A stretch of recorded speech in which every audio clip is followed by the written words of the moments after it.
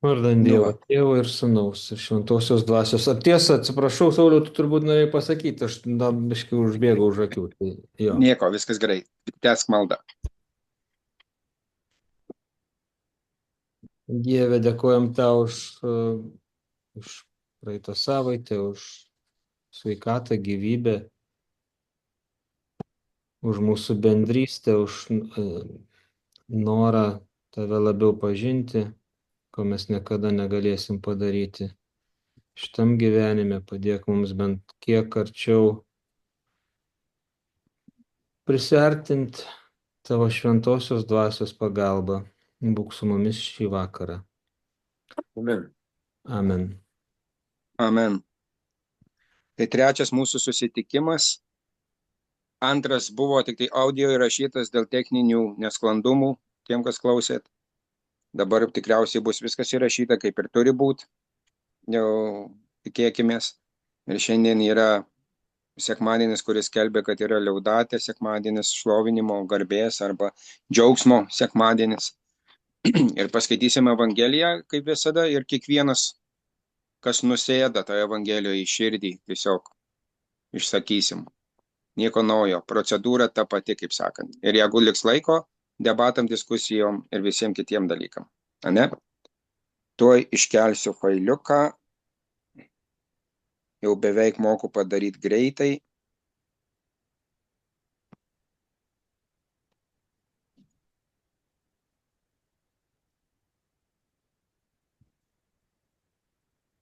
Niu, kas nori perskaityti? Gerai, galiu perskaityti. Hmm.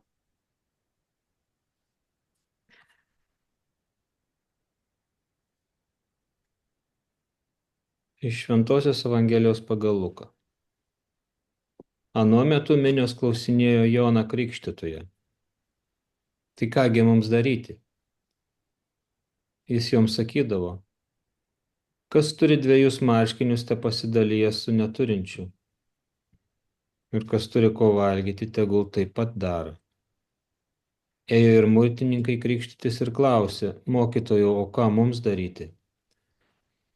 Jis aiškino jiems, nereikalaukite daugiau negu jums nustatyta. Taip pat ir kariai klausinėjo, o ką mums daryti? Jis jiems sakė, nieko neskriauskite ir neįdavinėkite dėl pelno, tenkinkite savo algą. Stiprėjant žmonių lūkesčiams ir daugeliui pradėjus spėlioti, ar čia kartais ne Mesijas, Jonas visiems kalbėjo. Aš tiesa krikštiju jūs vandeniu, bet ateina už mane galingesnis, kuriam aš nevertas atrišti kurpių dirželio.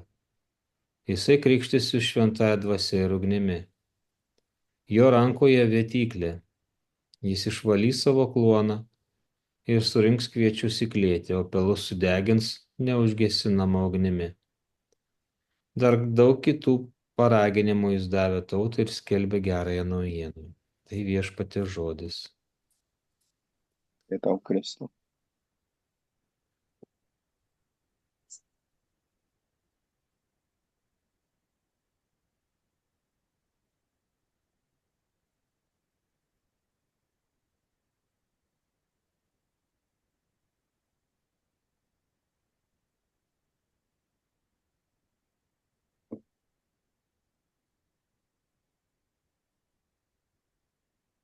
Nu, Tadai, ką tu galvoji? Nu čia taip jau, man tas labai sudėtingas. O pelus sudegins neužgesinama ugnimi.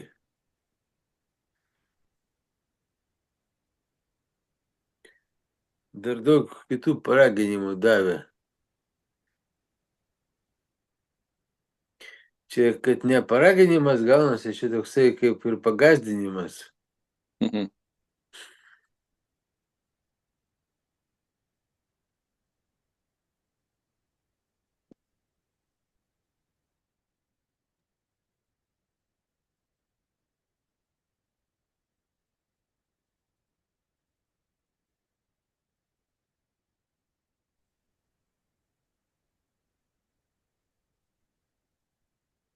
Ta prasme, skamba baisiai, ne? Ne, nu kaip, žinai. Kai esi krikščionis, tai nėra čia to, ko labai bijoti. Prašiausiai turi krikščioniškai gyventi ir tiek.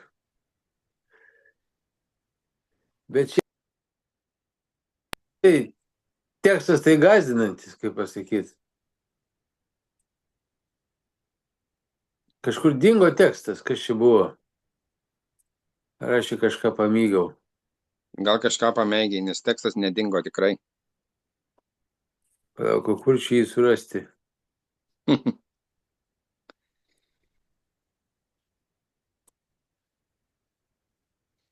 Kaip čia dar veikia šitą sistemą? Ai, va, radau. Nu, Tai vat, tai džiaugsmo sekmadienis. O kodėl džiaugsmo?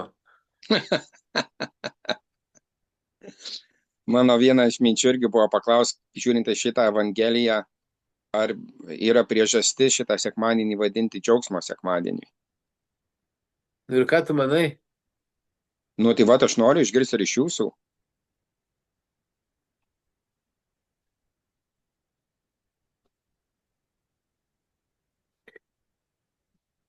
Jeigu žiūrim tik į šitą Evangeliją, nes mes žinom, kad skaitiniai abudu, tiek pirmas, tiek antras, tai labai jau aktyviai, ten be jokių užuolankų skatina apie džiaugsmą, džiaukis Jeruzalė ir džiaukitės, aš jums sakau, jau džiaukitės, apaštas Paulius, bet kai perskaitai Evangeliją, atrodytų, kad nutildo jų žodžius. Ne, nu, tai yra realius. Man tai geriausiai patinka, kaip muitininkui sako, tu daugiau neprašyk. Ir kareiviui irgi. Nu, tai kareivis tai šiais laikais kaip policininkas. Man geriausiai tai primena Lietuvos 90-uosius. Suprantat apie ką aš? Nu, perversmo laikotarpį. Kai siautėjo ir muitininkai, ir policininkai. Visko buvo.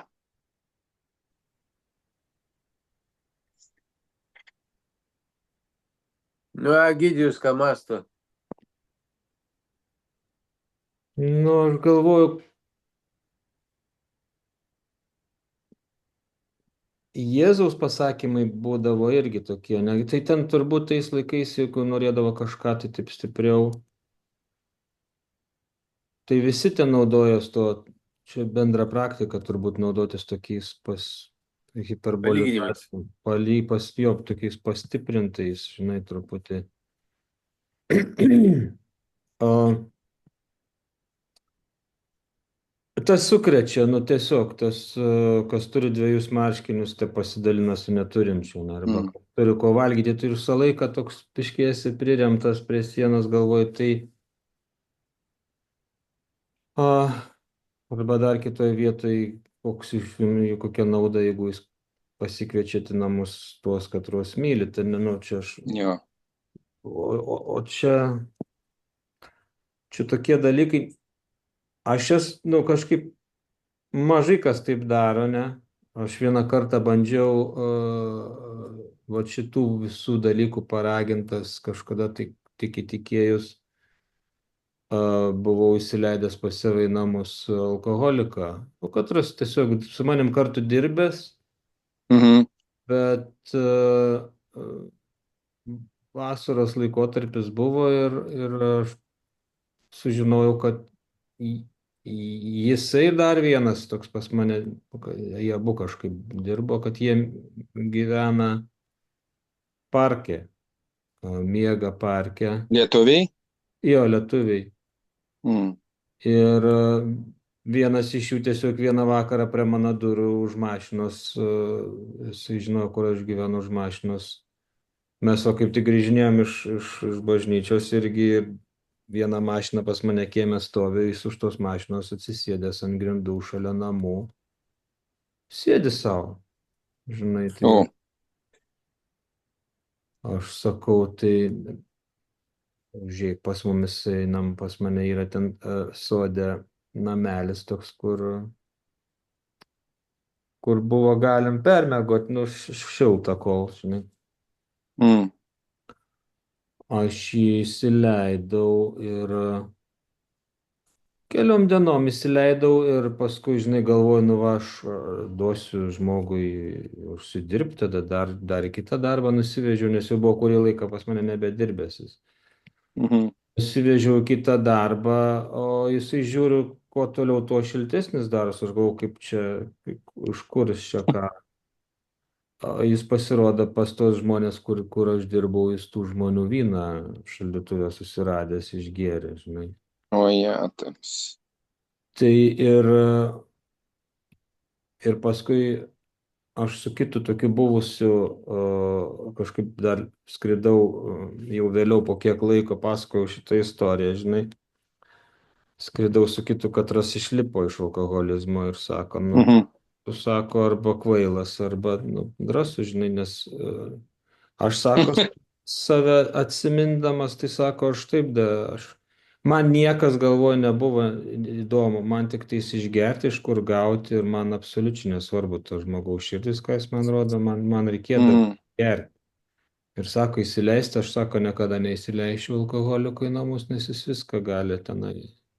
Tiesiog iš to tu nesupranti tos ligos, iki kiek jinai yra baisi.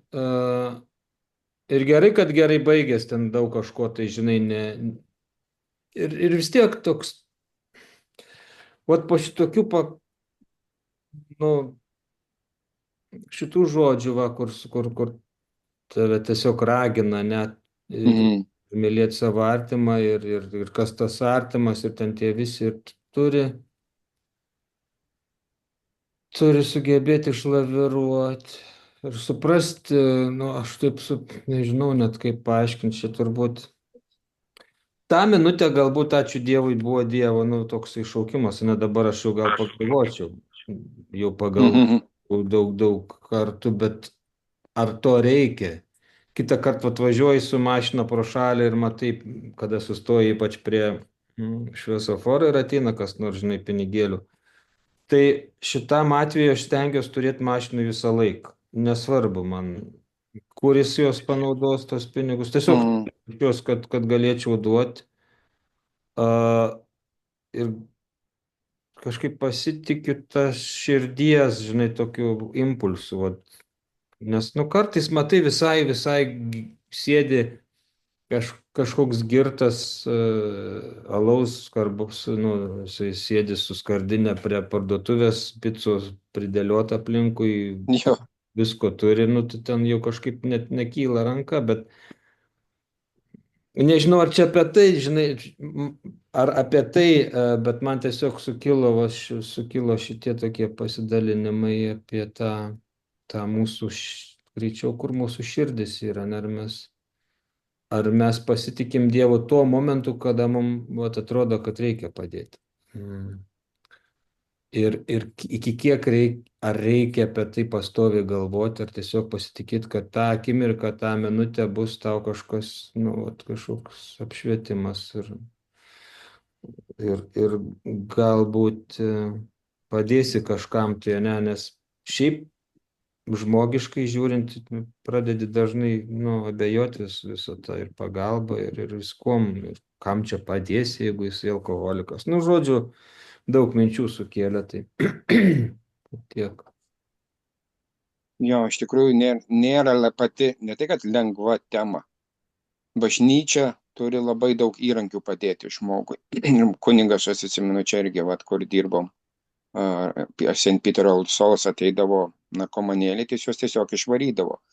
Ir jo vienas pagrindinių argumentų buvo, kad yra įstaigos specialios, kuriuose specialistai dirba su jais. Ir jeigu jie nori, jie gali laisvai gauti visą, čia aš kalbam, aišku, apie Angliją, visą įmanomą pagalbą. Ne prašyti pinigėlių atėjus čia ar žmonės ten terrorizuoti, bet jiem pagalba būtų suteikta medicininė, nakvynimo, viskas, yra visos sąlygos. Bet jie sako, nenori, nes tam, kad tą darytų, jie turi įsipareigoti nevartoti narkotikų ir tikrina juos kas savaitę, ar kiek ten, ar ne kas dieną net. Tai jiem yra geriau įsiprašyti, ne mum aišku spręsti, kam jie naudoja, kaip ir tu sakai, bet iš kitos pusės mes žinom, kad visam pasauliui nepadėsim. Jis ir sako, kas tavęs prašo. Taip sakant, yra dar skirtingos situacijos. Kalbam apie 21 amžiaus Angliją ir kalbam apie prieš 2000 metų Palestiną. Gan skiriasi. Buvo socialinis eksperimentas padarytas vieno youtuberio, negaliu nurodyti nuorodos, bet turėčiau surasti. Man vaikai sakė, aš vaikais pasitikiu, nes jie domisi tokiais dalykais. Kad vienas youtuberis tiesiog gan garsus pabandė būti benamiu Londone. Tai pagal jo liudijimą, būnant benamiu, jisai pinigų, man atrodo, tai pasakė, kiek pinigų gaudavo, ne ką visai nemažai, priaugo svorio ir, vienu žodžiu, apie mirtį badu yra net neįmanoma pagalvoti, būnant benamiu. Ir ką susipažinau, sako, yra keletas dalykų, sako, ką turėt atkreipti dėmesį, jeigu norit žmogui padėti. Jisai jau iš tos padėties po to, kai kalbėjo. Jeigu žmogaus švarios rankos, sako, viskas aišku, jisai turi kur apsiprausti, jisai turi butą. Atėjau, kaip pirmas naktis būdavo, sako, jau tu ten naktį esi vienas, man iš karto sakydavo tie benamiai, tai gal tu nori, žinai, yra butas, kuriam jisai pats gyvena, pats išlaiko iš to, ką jisai ten daro ant gatvės, jam pilnai užtenka išlaikyti butą, jeigu nori, gali, jeigu per šalta pas mane pelną kortą ir taip toliau. Ir pirmas ženklas yra viso švarios veidas, švarios rankos. Nes turi kur apsipraust, turi savim pasirūpinti. Jeigu matai žmogų, kur suskeldėja rankos, jau yra iš tiesų, matosi purvas neišplaunamas, kartais iš tiesų matosi, kad žmogus realiai neturi kur gyventi. Net matosi fiziškai, tai yra kas kita. Yra kitokia jo aplinka. Tai čia jo toks patarimas. Mano požiūris į tai yra, kaip čia pasakyti, kiekvienam taip norisi duoti, bet žinau, kad negali visiems duoti, nes pirmas žmonės, kurie turi rūpintis, tai yra mano šeima, kad mes patys neatsidurtumėm ant ribos. Visko kartais būna gyvenime.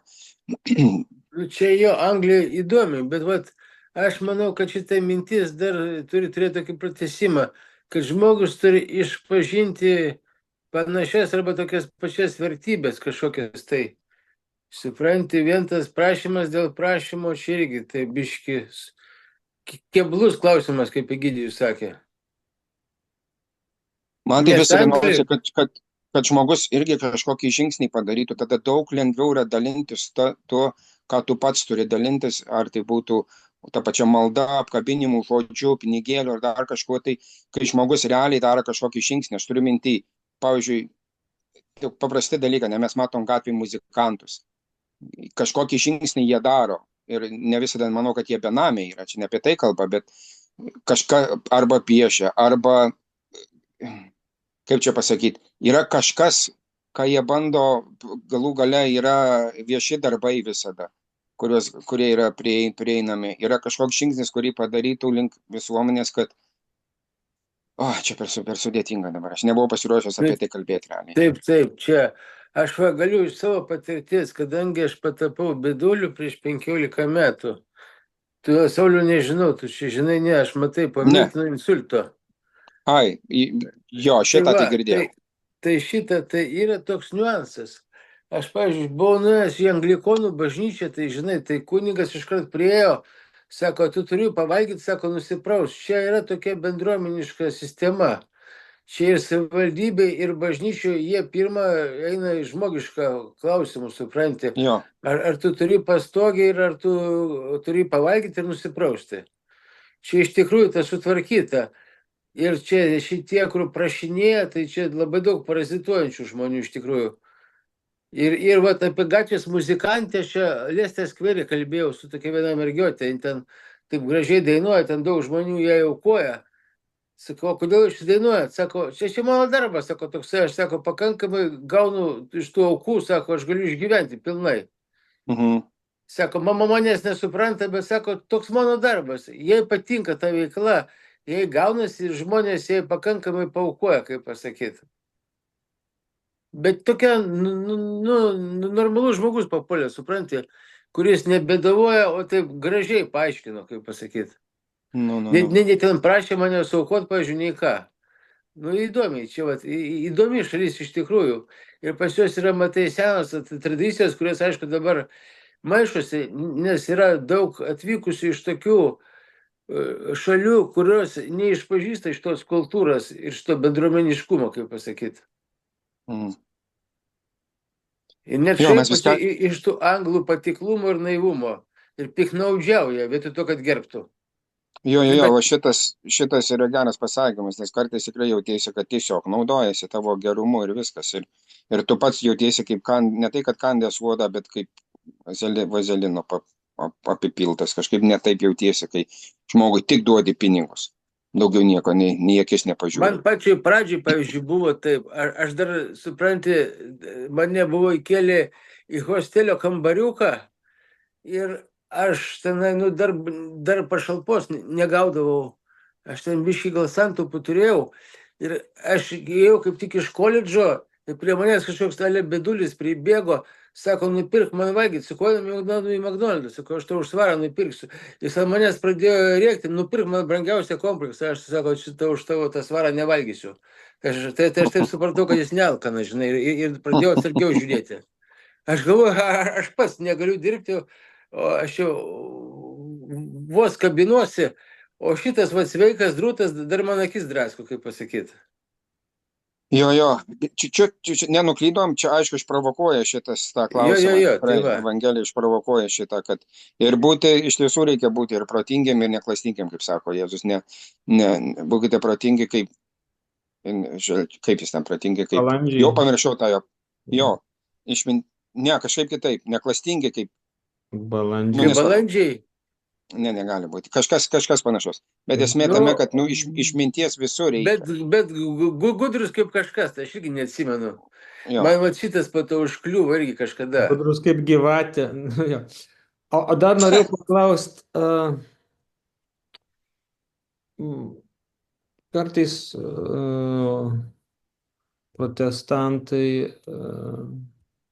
nežinau, man tiesiog ta dalis, kur aš tiesą krikštiju jūs vandeniu, bet ateina už mane galingesnis, kuriam nevertas ir tas, jisai krikštė su šventąja dvasia ir ugnimi. O ką reiškia ugnimi? Ir katalikų bažnyčiai ilgus metus buvo priimta, kad vandeniu užtenka ir vis tiek atėjo laikai kažkokie, ar tai praeitam šimtmetį, ar atsirado charizmatiniai judėjimai visokie ir pačioj katalikų bažnyčioj. Jo, tai čia 20 amžiaus antroji pusė, iš tikrųjų, dabar, ar tas yra skirtingas krikštas? Ne. Nes aš dėl ko klausiu, kad kitoj vietoj Paulius sako, kokiu krikštu jūs krikštyti. Ir jie sako, mes, Jono. Tai reiškia vandeniu. O sako, ką nors žinot apie šventosios dvasios krikštą. Ir protestantai labai naudojasi tom, kad jie atskiria tos du dalykus ir aš galvoju, kur čia tiesa, žinai.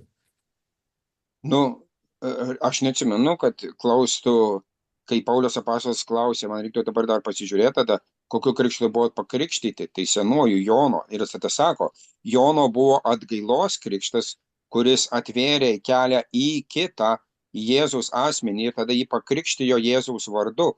Čia nieko bendro neturima ir po to dėjo rankas ant jų ir jie gavo šventąją dvasią. Tai čia kaip ir, nes žinom, kad krikšto metu žmogus yra ir pakrikštinamas suaugęs ir yra sutvirtinamas. Tuo pat metu jis gauna tuos 3 krikščionimo sakramentus. Krikšto komunijos ir sutvirtinimą. Tai niekada bažnyčioje nėra atskiro kaip sakramentinės savokos, kad šventosios dvasios tai, ką vadina mūsų broliai protestantai krikšto šventąja dvasia, iš tiesų šitą terminą, čia yra geras pastebėjimas, aš niekada nesigilinau labai, bet šitas terminas yra pakankamai apibrėžtas. Baptism in Christ ir panardinimas Kristuje. Visą jau pirmais laikais, jeigu skaitai ir bažnyčios tėvus ar ką buvo kalbama, būtent, kad krikšto metu viską gauna. Tai yra jau viskas yra gaunama. Nėra jokio dar atskiro krikšto šventąja dvasia. Jeigu taip jau kalbant paprastai, bet mes esam atskyrę, kad katalikų bažnyčia, dabar, pavyzdžiui, ortodoksai irgi turi tą patį, mūsų broliai rytų krikščionys. Vaikas, kai yra pakrikštinamas, jis gauna viską, nėra nieko atskiro, jis iš karto gali ir komuniją priimti, ten jam mažiukui duoda mažą šaukštelį palaižyti ir jis yra jau šventosios dvasios pateptas. Katalikų bažnyčios vakarų tradicija atskyrė šitos dalykus, pagrindė dėl to, kad vaikas dar nesuvokia, ką priima net krikšto metu, o kalbant apie komuniją ir apie sutvirtinimą, tai dar labiau. Bet tai, ką jie vadina krikštą šventąją dvasia, mes tą suprantam, čia reikia Karolio Voitylos, irgi jis yra pasisakymai, to pačio pasiskaitykit šito ant Kantalamesos, jisai labai dažnai apie tai kalba. Ne krikšto šventąją dvasia, panardinimas, yra kitas terminas, panardinimas į šventąją dvasią. Kitaip sakant, žmogus jau valingai leidžia, kad Dievo dvasia jį paliestų. Bet čia yra visai kitas terminas, jis nieko bendro neturi su krikštu visiškai. Ar paaiškinau nors kiek? Jo, jeigu sakai, kad Katalikų bažnyčia nieko neturi. Jeigu kitos bendruomenės kad apsijėmė, yra pentakosininkai, sekmininkai, kuriem taip rūpi šventosios dvasios dovanos, kad jeigu tu nekalbė kalbom, maždaug tu nekrikščionis. Tai čia jau yra nukrypimas, prieš ką ir Paulius kovojo. jo. Prisiminkit, ką Paulius kalbėjo. Sako, jau geriau aš kalbėsiu savo protu 3 žodžius, negu 1000 valandų kalbėsiu kalbomis. Ir jisai specialiai tą sako, mums kai dėstė, atsimenu graikų kalbą, kodėl Paulius apaštalas deda kalbų dovaną kaip paskutinę, kaip jūs manot, sako. Todėl, kad tai buvo populiariausia dovana tuo metu ir visi, kurie kalbėdavo tą dovaną, labai didžiuodavosi. Ir Paulius ją deda kaip paskutinę, nes pirma yra tarnystė, sako, yra apaštalo tarnystė, yra patarnavimai, visa kita. Ir tik tada kalbos. Bet dabar yra bendruomenių, denominacijų, kurios taip akcentuoja šventosios dvasios dovanas, kad krikštas yra fone. Ir čia jau yra, mano nuomonė, yra neteisingas požiūris, nes tu krikšte gauni visas dovanas, einant laiku jos bažnyčia tam ir yra kaip bendruomenė, kad tos dovanos išsiskleistų. Mes padedam vieni kitiem tarnystėmis išskleisti. Bet kokios yra dovanos, čia yra jau ir dvasinio vedimo pasiekmės ir tavo pačio paieškos. Kiekvienas turim skirtingą dovaną. Ne visi turi kalbų dovanas. Ar gydymo, Aš tai labai atsargiai tą kalbų dovaną žiūriu, nes kiek aš esu girdėjęs, tai jie ten balbatuoja tą patį labai, tas pačias frazes. Kiek aš esu girdėjęs, tai labai jos panašios arba tos pačios. Ir aš žiūriu tą kalbų dovaną, kažkur, man atrodo, buvo irgi parašyta rašte, kad suprastų kitos tautos, o kai tau kažką balbatuoja, kažkokia ten sena hebrajų ar ten aramėjų kalba, nei mes jos suprantam, nei mums reikalinga, kaip pasakyti, o jie apsimeta, kad jie čia kalba angelų kažkokiam kalbom. Aš tai labai žiūriu atsargiai, kaip pasakyti. Tai būtų gerai, kad dar būtų aramėjų, bet ten dažniausiai būna ba, iš vis nekalba, o tiesiog gargaliavimas. Tai tas, jis tokie uždeda, iš tikrųjų uždeda žmogų, kad aš kažko vertas, aš čia pasiklausiau, taip galim, turiu drąsos tą daryti. Ir tas gaunas toks niekam nereikalinga, kas tai supranta, nei tau, nei... Jo, nieks nesupranta, ką nori. Jeigu jau nukrystam į šitą temą, tai čia reikėtų atskirą jau paskirti iš tikrųjų. Turim suprast, kad yra 2 dalykai atskirti, yra malda kalbomis ir kalbėjimas kalbomis. Jie visiškai atskiri dalykai. Malda kalbomis, tai ką aš ir darau namuose, meldžiuosi sau tyliai ir kai man trūksta žodžių, aš jaučiu, kaip iš mano širdies gelmių ateina jie. Ir man užtenka tik taisi pradėti kalbėti ir kalba vyksta. Bet aš jaučiu, kaip mano visas vidus verda, atlieptų, tarsi Dievas kalbėtų. Ir tai čia yra malda kalbomis. Kalbėjimas kalbomis yra, kada yra kalbama viešai su vertėju, kaip sakydavo apaštalas Paulius. Jeigu yra kalba, tebūnie vertėja šalia. Yra žinia. Ir ta žinia yra mistiniu būdu. Kalbantysis nežino, ką sako, vertėjas nežino, ką sako, bet vertėjas verčia irgi dvasioje. Tokie įvykiai šiandien kuo toliau turi, aš nedalyvauju dabar jau labai daug charizmatinių susirinkimų, bet aš esu matęs gyvai jūs vykstančius ir jie vyksta. Bet kai mes mažai dalyvaujam, galbūt grinai tuose charizmatiniuose mums jie yra ir žmonės, ką girdi nuogirdom, labai būtų negerai, jeigu jie padaryti iš karto išvadas. Nes taip yra bendruomenių, kaip ir sakiau. Ne katalikų ribose aš nieko negaliu pasakyti, nes yra bendruomenių, kurios taip spaudžia, kad žmonės, kaip jūs sakot, prakaituoja vien tik tam, kad kalbėtų, nes gėda nekalbėti. O ką kalba, nei jam velnės tas pats gali galbūt dovaną Jo, duoti. jo, Čia jokių problemų. jo. Ane, Nes velnės kopijuoja Dievą, kaip pasakyti. nu tai va. Bet man ko patinka katalikų bažnyčia iš esmės kalbant, už tai, kad net ir kartais paprastos dovanos yra, ir apaštalas Paulius tą ragindavo, ištirkite dvasias, sako. Mhm. Patikrinkit. Iš kur aš žinau, kur ta kalbų dovana? Jeigu kalbų dovana, pirmas dalykas, ką turiu padaryti, tai pas savo dvasios tėvą ir sakyti, tėve, meldžiausi ir staiga man prapliupo, nežinojau, ką kalbėjau, kas čia vyksta. Numesiu pas egzorcistą, egzorcistas greit išaiškintų, iš kur čia. Buvo jau vienas įvykis, kada, sako, žmogus pradeda kalbėti kalbom ir visiems galva pradeda skaudėti, nes yra ženklai. Šaltis, šiurpas ateina, galvos skausmas, vėmimas, kiti ženklai aplinkui. Bet kai tik pradeda kalbėti kalbom, visiems bloga. Nuvedė pas egzorcistą, jie pasimeldė ir dovana dingo. Viskas, nėra. O dar yra šita pareigybė egzorcisto prie Vatikano. Tai yra kiekvienoje vyskupijoje. Kiekviena vyskupija pagal kanonus privalo turėti, žinoma, tiek egzorcistų, kiek poreikis yra, bet minimum vieną. Supratau. Negali būti, kad vyskupija jau, nebent vyskupas yra antiek nuėjęs jau į liberaliąją pusę, jau jeigu tokį baisų žodį panaudojus mūsų pokalbėje, kad nepaiso pagrindinių bažnyčios mokymų, tada galbūt yra vyskupijų, kur nėra pasauliniu mastu. Bet kiek žinau, Anglijoje tikrai yra, Lietuvoje tikrai yra, Lietuvoje ir ne vienas egzorcistas yra. Ir jie atlieka savo tarnystę žmonės. Na tai čia mes, aišku, turbūt labiausiai patiko tokio draugo, jis netikintis pats, bet jis kaip netikintis, oficialiai netikintis, iš širdį tiki. Jis man sako, taigi sako, jeigu net ten tas kariuomenės kapelionas ar kas ten tas Valkauskas, oficialiai egzorcistas, tai sako, tai reiškia šį rimtas, sako, jis man patiko, jo mintis, žmogaus paprasto pasauliečio, kuris, į bažnyčią nevaikšto, širdį tiki, bet nepraktikuoja nieko. Bet jis į tai rimtai žiūri. Laiką gerai. O kalbant apie džiaugsmo sekmadienį, tai mano nuomonė Evangelijos pagrindinė džiaugsmo žinia yra tai, evangelinė pagrindinė džiaugsmo žinia yra, kaip ir tu sakai, kai mes pradėjom nuo to, kad pelai bus deginami visą amžinybę, bet ta žinia pagrindinė, yra tai, ko kiekviena širdis trokšta, kad teisingumas bus įvykdytas. Kad ateis laikas, kada teisingumas realiai, kuris yra Dievo rankose, Dievas tars paskutinį žodį. Ar ta ugnis yra jo meilės ugnis?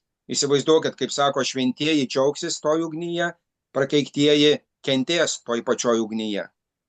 Nes tai juos degins iš vidaus nuolat. Kaip tu esi mylinčio tėvo akivaizdoje, vaikas, kuris prisidirbo, nenori pripažinti, nori užsidaryti, aš to nepadariau, ta pati meilė tam sūnui bus nuolatinis priekaištas, o sūnui, kuris atvers, sakys, žiūrėk, atleisk man tėvę, ir ta pati meilė, ta pati ugnis jį degins, bet visai kitaip.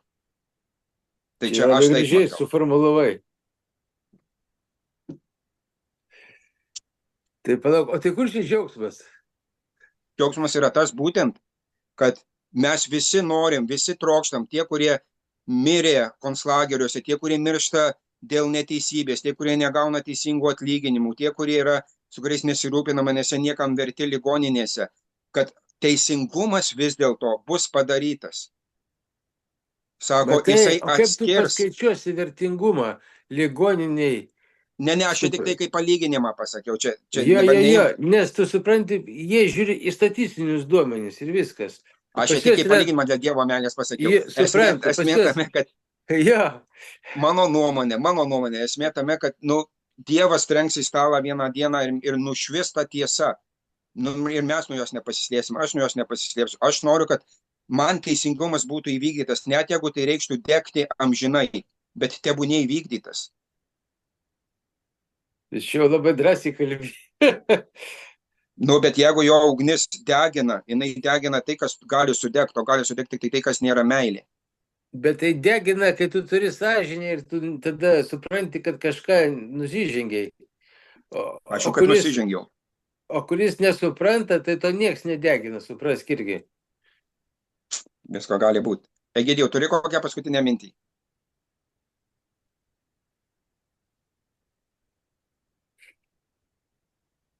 Jo, matai, mes dar katalikų bažnyčiai dar turim tokį pliusą, kad bus dar skaistykla, ne?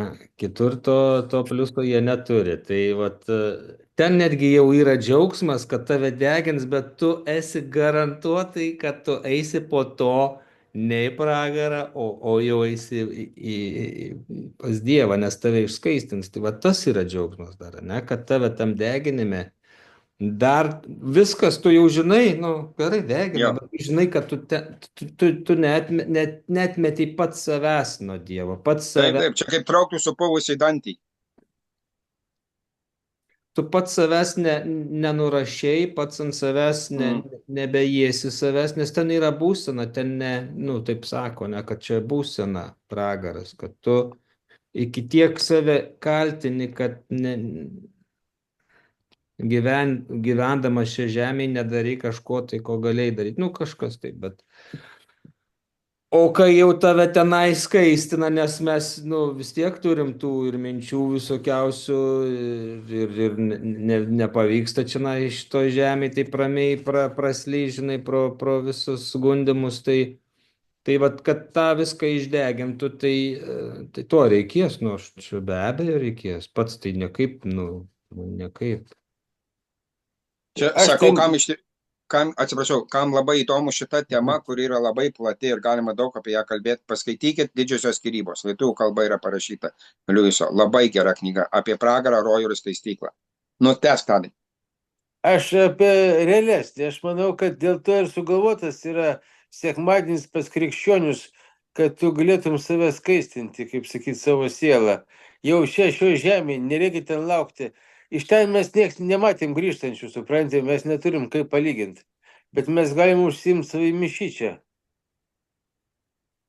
Ir Dėl- užsiema žmogus 7000 metų ir jam sunkiai gaunasi, ką? Dėl tų grįžtančių, tai dabar truputį laikai gal kai keičias, nes daug kas yra prikelti iš tos būsenos, labai daug yra pavyzdžių ir visi kaip vienas sako tą patį, labai panašus išgyvenimai. Net tie, katriem kardiorest buvo, katrie buvo Jo. prikelti. Anksčiau to nebūdavo kam grįžti iš tenai, bet yra tų, katrie matė ir labai panašus jų vaizdai, mane tas sukrečia tikrai labai stipriai ir labai panašus jų supratimas ir išgyvenimai. Taip, yra knyga mediko parašyta Afterlife Really Exists ir jisai ištyrė 5000, man atrodo, bylų ir sako, mane labiausiai domino tos, kur tu žinai, kad žmogus to nesitikėjo. Pavyzdžiui, Minutė liko. aklas. Minutė. Gerai, tai viskas, malda ir viskas. Kitą kartą pratęsim, jeigu ką Jo, šitą temą. Gerai. Gerai, viešpatie dėkojom tau šitą laiką kartu su tavim, laimink mus ir visus, kurie klausėsi šito mūsų mažyčio susitikimo. Džiaugiamės dėl tavęs, tu gyveni ir viešpatauji per amžius. Amen. Amen. Iki šaunuoliai, ačiū. Ačiū labai. Ačiū. Nu, iki. Iki. Iki.